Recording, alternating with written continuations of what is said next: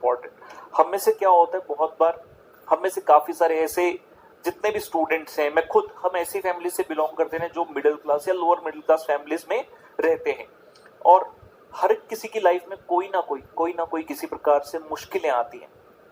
बहुत बार मैं देखता हूँ काफी सारे लोग यही एक्सक्यूज बनाकर चलते रहते कि यार मेरी लाइफ में ना ये वाली मुश्किल आ गई, मेरी लाइफ में ये प्रॉब्लम होगी जिसकी वजह से मैं ये नहीं कर पाया। बहुत सारे ऐसे लोग, बहुत सारे एक्सक्यूज आपको जिंदगी भर में मिल जाएंगे। अपने पर्टिकुलर प्रोफेशन की बात कर रहा हूँ तो हम में क्या एक्सक्यूज होता है, जब भी कोई अटेम्प्ट लेट से आपका आ रहा है, बहुत बार हम अटेम्प्ट छोड़ देते हैं ये कहकर कि नहीं यार मेरी तैयारी नहीं हुई। हम कई बार किसी भी चीज पर ब्लेम डाल सकते हैं, यार आईसीआई ने बुक्स लेट भेजी थी ना इसलिए, यार वो मैंने सुना है कि नवंबर में ना मुश्किल आता है, मई में आसान आता है, या फिर वाइस वर्सा, मैंने सुना है मई में मुश्किल आता है, नवंबर में आसान आता है, तो इस तरह से अटेम्प्ट स्किप कर देते हैं। किस दिन पढ़ने का मन नहीं कर रहा, यार आज तबीयत ठीक नहीं लग रही है, आज रहने देता हूँ। तो ऐसे एक्सक्यूजेज हम बनाते रहते हैं। कुछ बड़े एक्सक्यूजेज भी होते हैं, बच्चे हमें संपर्क करते हैं, कई बार हमें पता चलता है, बच्चे बताते हैं अपने दिल की बात कि सर मेरी फैमिली में ऐसा है, ये इशू हो गया, ये प्रॉब्लम हो गई, मुझे ये प्रॉब्लम है, मेरी फैमिली में ये पर्टिकुलर इंसान है, इसको ये प्रॉब्लम है, जिसकी वजह से मैं अपनी पढ़ाई में कंसंट्रेट नहीं कर पा रहा हूँ। ऐसी चीजें मतलब बहुत ज्यादा दुर्लभ नहीं है, ये हो सकती है, ठीक है ना। प्रॉब्लम हर किसी की लाइफ में है, सबसे पहले तो हम ये समझ लें। अगर हमें लगता है, अगर आपको लगता है यार मेरी ही जिंदगी में प्रॉब्लम है, तो आप गलत हो। Problem is there in everybody's life, it's just you who has to understand how to handle that particular problem, how to handle that particular stress।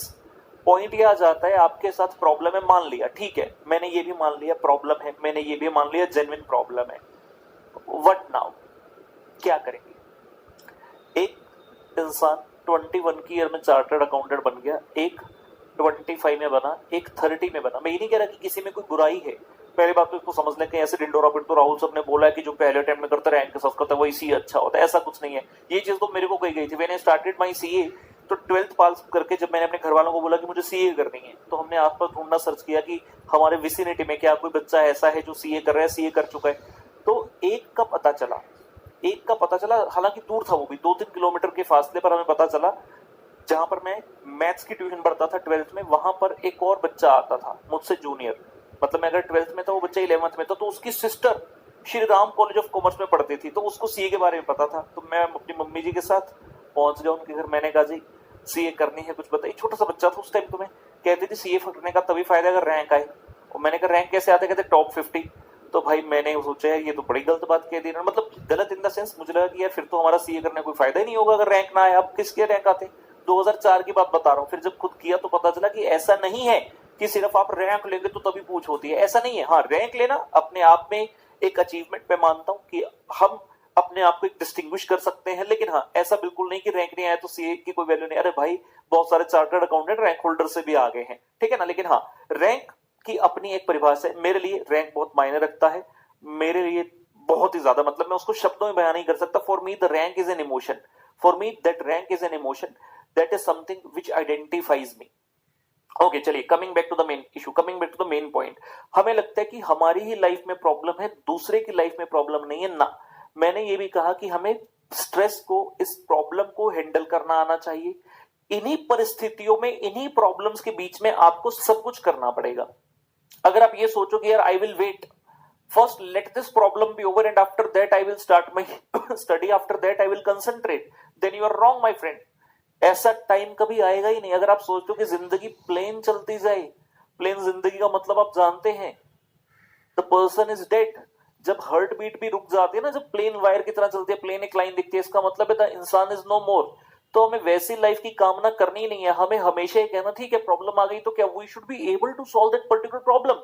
And मुद्दे की बात जो थी, मैंने कहा 21 में बना, एक 25 में बना, एक 30 में चार्टर्ड अकाउंटेंट बना। सवाल उठा, आप जब इंटरव्यू देने गए, आपको क्या लगता है तीनों कैंडिडेट का इक्वल कैलिबर है, किसको सेलेक्ट किया जाएगा इंटरव्यू में पैनल के द्वारा? ऑब्वियसली उसको जिसने 21 की ईयर में चार्टर्ड अकाउंटेंसी का परीक्षा को पास किया, बिकॉज वो बहुत सारी चीजें दर्शाता है। सिर्फ ऐसा नहीं कि आपने कम एज में, कि वो ये दर्शाता है कि आपने अपने जीवन को अच्छे से मैनेज किया as compare to the other two जो 25 या 30 की एज में बने। आपने उस स्ट्रेस को ज्यादा बेटर तरीके से हैंडल किया। मान लिया, मैं तो ये कह रहा हूं जो 25 और 30 वाले वो नालायक बच्चे नहीं है, उनके जीवन में एक्चुअल में प्रॉब्लम थी प्रॉब्लम, बेचारे नहीं कर पाए, अब क्या करें।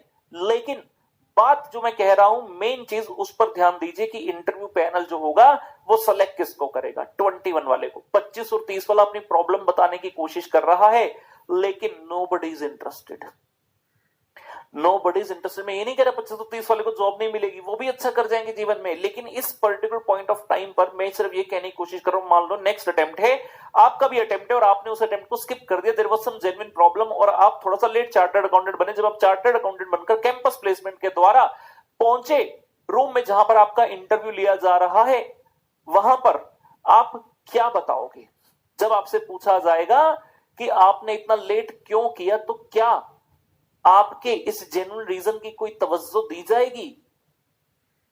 The answer is no, not at all. बहुत बार तो ऐसा होगा, कई कंपनी के दरवाजे तक हमें जाने नहीं दिया जाएगा।